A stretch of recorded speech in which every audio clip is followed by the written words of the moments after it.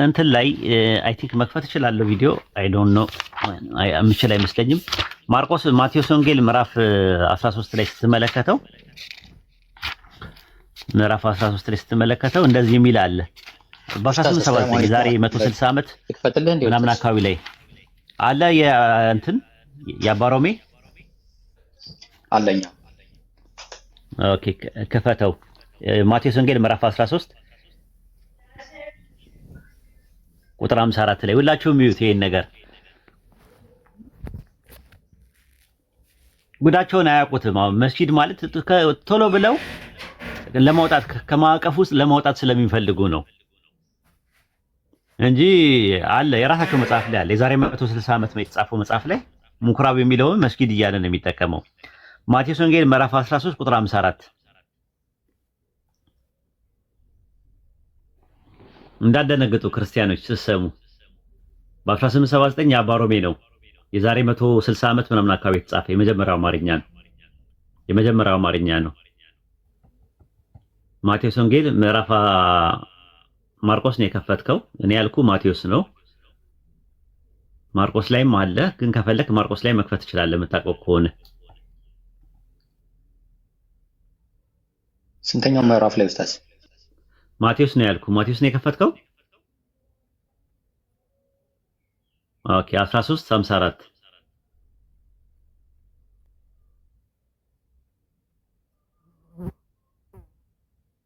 ማቴዎስ ወንጌል ምዕራፍ 13 ቁጥር 54 ላይ ይታያቸዋል። አንብብላቸው እስቲ።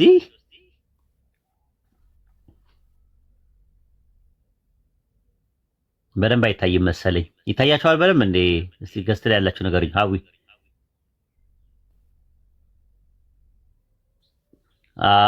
54 አሁን 54 ወርታች ወረድ እስኪ 17 ነው ያለኸው 17 ላይ ነው ያለኸው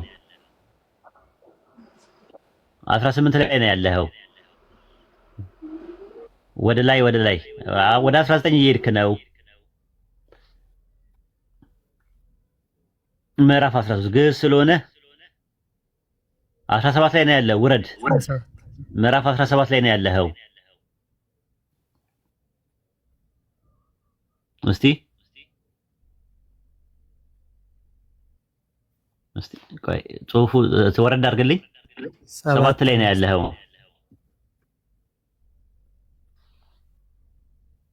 ምዕራፍ 7 ኤኒዌይ ያዙት በቃ ማውጣት ካተቻለ ምዕራፍ 13 ላይ ነው ያልኩህ። አንተ 7 ላይ ነው ያለኸው።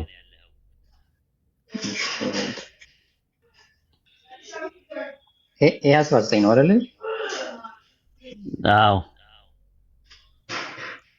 13 ላይ ነው ያልኩህ። እሺ 13 ምዕራፍ 13 ቁጥር 54 ወደ መጨረሻ አካባቢ ላይ ማርቆስ 6:2 ማለያም ኡስታዝ። ቆይን ጨርስ። 54 ላይ እሱ ጋር 50 ወደ ሀገሩ መጣ የሚል የለም። 54 30 ቤት ውስጥ ነው ያለኸው። 30 ቤት ውስጥ ነው ያለው። ግዕዝ ቁጥር መልመድ አለባችሁ። እኔ አስተምሬያለሁ ራሱ ግዕዝ አንድ ኮርስ አለ እኛ ጋር።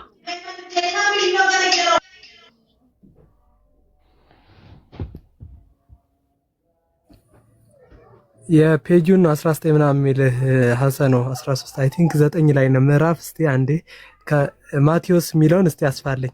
ይሄ ማቴዎስ 10 ነው።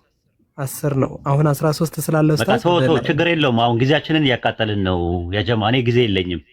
በቃ ያዙት። ቢያሳየን ደስ ይለን ነበር። አለ ትችላለህ ብናየው ደስ ይለን ነበረ። እኔ አሁን መክፈት ስለማልችል ነው። እስቲ ልሞክር እንዴ።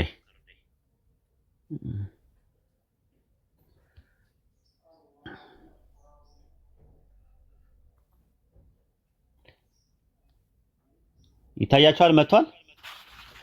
መጥቷል። በመስጊዳቸውም ይላል ኡስታዝ። ወደ አገሩ መጣ፣ በመስጊዳቸውም አስተማረ፣ እስኪደነቁ ድረስም እስኪሉም ድረስ ከወዴት ጥበብ አመጣው አሉ ምናምን ነገር እያለ ይናገራል። አሁን የፈለግ ወደ አገሩ መጣ፣ በመስጊዳቸውም አስተማረ ይላል። ይታያቸዋል። በመስጊዳቸው ሹት አድርጉት። በመስጊዳቸው ያው ከፈለጋችሁ መጽሐፉ ይሄ ነው። በ1879 የዛሬ ከታተመው እንደገና ታተመ ይላል። ታያችኋል። ያባሮሜ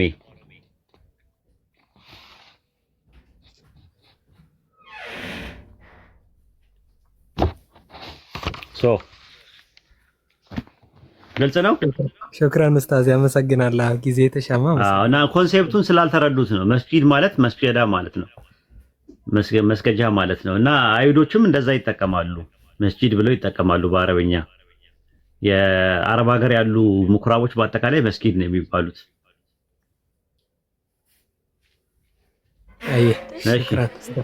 ቀጥሉ። ጥያቄ ያለው ሌላ ጥያቄ ያለው ሰው?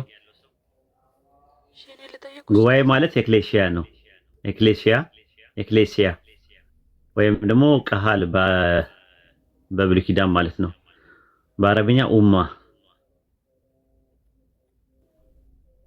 ሲልቀጥል ኡስታዝ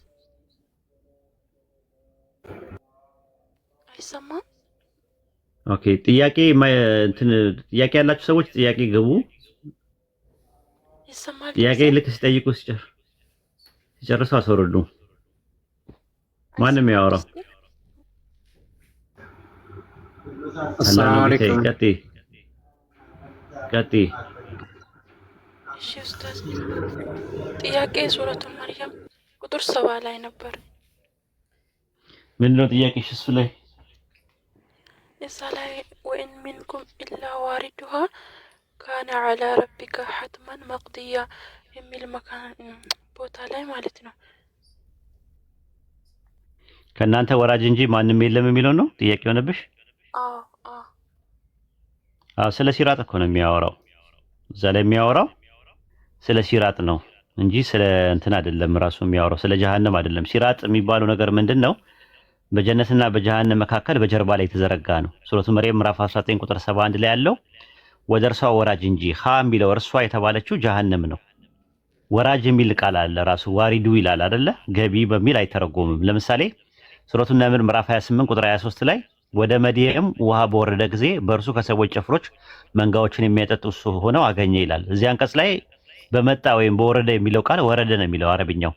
ዛትሚስ ውሃ ውስጥ ገባ ማለት አይደለም። ውሃ ሊቀዳ ሲገባ ማለት ነው። ኢብኑ ከሲር ሱረቱ መርየም ምዕራፍ 19 ቁጥር 71 ላይ ኢብኑ ጀሪር እንደተረከው ብሎ ሲያስቀምጥልን ከናንተ ወደ እርሷ ወራጅ እንጂ አንድም የለም በሚለው አብደላህ እንዲህ አለ። በጀሃነም ላይ ያለው ድልድዩ እንደ ሰይፍ ስለታም ጠርዝ ነው፣ ስለሱ ነው የሚያወራው ብሎ አስቀምጦታል።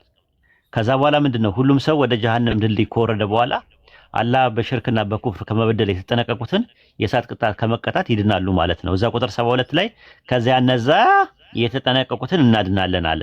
ከዚያስ ንቁ ያለ ህዝቦች እነርሱ የሚድኑ ናቸው ይላል ሱረቱ ሙጃደላ ምዕራፍ 58 ቁጥር 22 ላይ።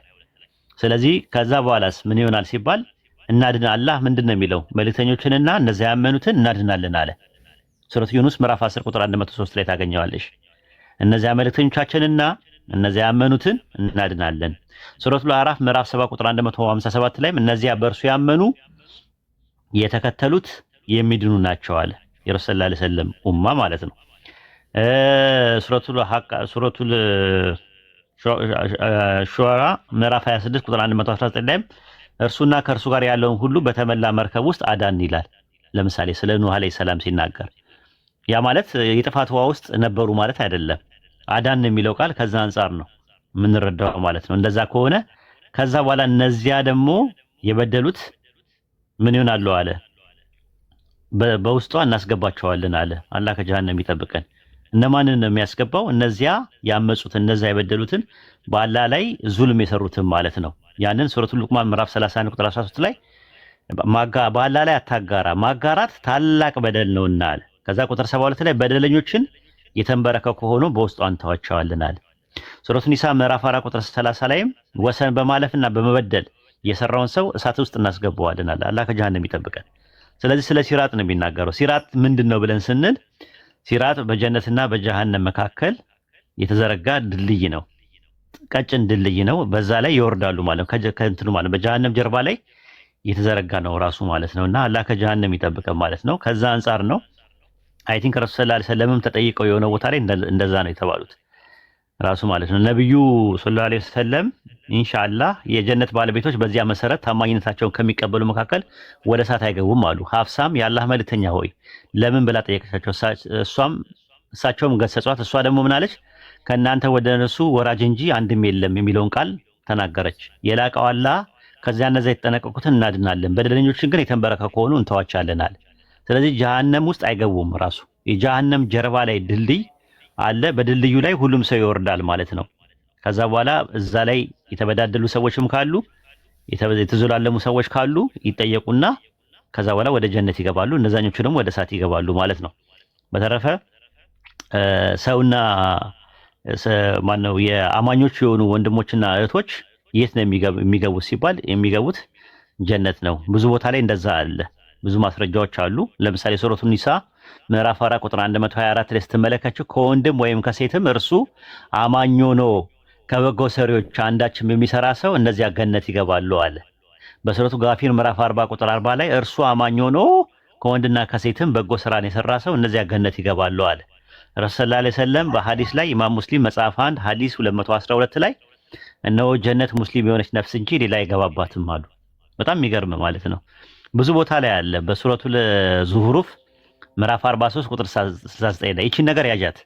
ምዕራፍ 43 ቁጥር 69 ላይ እነዚያ በአንቀጾቻችን ያመኑና ፍጹም ታዛዦች የነበሩ ገነት ግቡ፣ እናንተም ጥንዶቻችሁም ትደሰታላችሁ፣ ትከበራላችሁ ይባላሉ። እዚህ አንቀጽ ላይ ታዛዦች ለሚለው ቃል የሚገባው ሙስሊሚን ነው። ሙስሊሚን ደግሞ ማለት የሙስሊም ብዙ ቁጥር ነው ሆኖ የመጣው። በሱረቱ አዕራፍ ምዕራፍ 7 ቁጥር 49 ላይ እንደዛ ነው የሚለው። እነዚያ አላህ በችሎታው አያገኛቸውም እና ብላችሁ የማላችሁ እነዚህ ናቸውና ገነት ግቡ፣ ፍርሃት የለባችሁም፣ እናንተ አታዝኑም ይሏቸዋል አለ። ያኔ መላእክቶቹ ማለት ነው። ስለዚህ ሙስሊም የሚገባው ጀነት ነው። አምላካችን አላህ በቁርአን ውስጥ ተስፋም ሰጥቶናል፣ ዋስትናም ሰጥቶናል ማለት ነው። በሱረቱ መርየም ምዕራፍ 19 ቁጥር 60 ላይም እንደዛ ነው የሚለው። ተስፋ ሰጥቷቸዋል ነው የሚለው። እርግጠኛ ሆኖ ነው የነገረን አምላካችን አላህ እስከ መጨረሻው ድረስ ከጸናን ጀነት እንደምንገባ ማለት ነው። ስለዚህ እስልምና ዲኑል ኢስላም ወደ ጀነት የሚያስገባ ቀጥተኛ መንገድ እንደሆነ በጣም እርግጠኞች ነን፣ የቂን አለን ማለት ነው። ግን እኛ ደግሞ መንገደኛ ነን፣ መንገድ አይደለንም እኛ። ስለዚህ መንገደኞቹ ደግሞ እስከ መጨረሻው ድረስ መጽናት ይጠበቅባቸዋል። የነገን እርግጠኛ ሆኖ ማወቅ አይችሉም። ነገር ግን ኢንሻአላህ ብለው አላህ የጀነት ሰዎች እንዲያደርገን ሁላችንም እንደዋ እናደርጋለን ማለት ነው። ጽናቱን እንዲወፍቀን። ይሄን ይመስላል እህታችን። ጀዛኩሙላሁ ኸይራን ኡስታዝ። ወያኪላ እሺ፣ ሌላ ጥያቄ ያለው ሰው? አሰላሙ አለይኩም ኡስታዝ። ወአለይኩም ሰላም ወራህመቱላሂ ወበረካቱ። የሚገርመው ከ4 ዓመት ክትትል ወዲህ የመጀመሪያ ጊዜ ፊት ለፊት ድምጽህን ቃለ መጠይቅ ላደርግልህ ነው፣ ወይም ደግሞ ጥያቄ ልጠይቅ ነው ማለት ነው። ጀዛኩሙላህ ኸይር ኡስታዝ ነው። እኔ የምጠይቀው ጥያቄ መጠይቅና ቃለ መጠይቅ ይለያያል። ያኔ ሚዲያ ላይ ስትቀርብ ይደናገራልና ለዛ ነው። ኢንተርቪው ላድርግ ያልከኝ ነው መሰለኝ። ስህተት ነው። እና ምንድነው ጥያቄ ንጽጽር ላይ ማለት ነው። በመጀመሪያ ቃል ነበረ፣ ቃልም በእግዚአብሔር ነበረ፣ ቃልም ስጋ ሆነ የሚለው ላይ ትንሽ ማብራሪያ ብትሰጠኝ ለማለት ያክል ነው። ጀዛኩሙላህ ኸይር። እና ሌላው ምንድነው እንዳስተዋወቅ ያኔ ጥያቄ ጠይቀኝና ወደ ሌላ እንሄዳለን። መርሃባ። እዚህ ጋር ያው ጥያቄ ቃል ስጋ ሆነ፣ በመጀመሪያ ቃል ነበረ፣ ቃልም በእግዚአብሔር ዘንድ ነበረ የሚለው ላይ ማለት ነው። ብዙ ጊዜ ግልጽ ማብራሪያ አላገኘሁበትም። እኔ ቃል በእግዚአብሔር መጀመሪያ ቃል ነበረ፣ ቃልም በእግዚአብሔር ዘንድ ነበረ ሲል እንደኔ አረዳድ ያኔ ልክ ነብዩ ሰለላሁ ዐለይሂ ወሰለም ወይም ደግሞ ፍጥረት ዓለሙ መጀመሪያ በአላህ ዘንድ እንደነበሩ አምናለሁኝ። ስለዚህ እነዛ ነገሮች በይሁን ቃል እንደመጡ አድርጌ ረዳና ኢየሱስም መልእክተኛና የይሁን ቃል ነው ብዬ ወስደዋለሁና ብዙ ላረዳድና ግልጽ እንደሆነልኝ ተጨማሪ ማብራሪያ ካለ ብትሰጠኝ ለማለት ያክል። በመጀመሪያ ቃል ነበረ ሲል ሄና ሃርኬ ሄን ሆሎጎስ ሲል በመጀመሪያ ቃል ነበረ ሲል ምን የሚል ቃል ነበረ ነው ዋናው ነጥቡ። ምን ሚት አድርጋ አዳምጣ እንዴ? አዳምጥ። በመጀመሪያ ቃል ነበረ ሲል መጀመሪያ የሚለው አርኬ የሚለው ቃል ከየት ነው የሚጀምረው ብለን ስንል ከመጀመሪያ ጀምሮ ማለት ነው። መጀመሪያ ነቢያቶች መናገር ከጀመሩበት ጊዜ ጀምሮ ቃል ነበረ ነው የነበረው ማለት ነው። የሉቃስ ወንጌል ምዕራፍ 1 ቁጥር 7 ላይ 69 እና 70 ላይ በጥንት በነበሩ ነቢያት ተነግሮ የነበረውን የመዳንን ቀን በዳዊት ቤት ውስጥ አብቅሏልና ይላል። ስለዚህ የቀደመው ማለት መጀመሪያ ማለት ከዛ አንፃር ነው የሚናገረው ማለት ነው። ከዛ ቀጥሎ ቃልም በአምላክ ዘንድ ነበረ ይላል። ቃልም በአምላክ ዘንድ ማለት ፕሮስ ፕላስ አኩዜቲቭ ሆኖ የመጣው ማለት ነው። እና ፕሮስ ማለት ዘንድ ማለት ነው። ራሱ ከአምላክ ዘንድ ነበረ ያ ቃል ሲናገር መጀመሪያ ነቢያቶቹ ሲናገሩ የነበሩት ኤርሚያስ 7:1 ላይ ወደ ኤርሚያስ የመጣው ከአምላክ ዘንድ ወደ ኤርሚያስ የመጣው ቃል ይህ ነበር እያለ ይናገራል። ስለ መሲሁ መምጣት ስለ መሲሁ እንትን ማለት ከጥንት ጀምሮ ሲናገሩ ነበር። ለምሳሌ ዘፍጥረት 22:18 ላይ የምድር አሕዛብ ሁሉ በዘር ይባረካሉ ቃሌን ሰምተሃልና ይላል። ቃሌን ሎጎስን ሰምተሃል፣ ቃሌን ሰምተሃል። ገላትያ 3:16 ላይ ለአብርሃምና ለዘሩ የተስፋ ቃል ተነገረ። ስለ ብዙዎች እንደሚናገር ለዘሮች አይልም።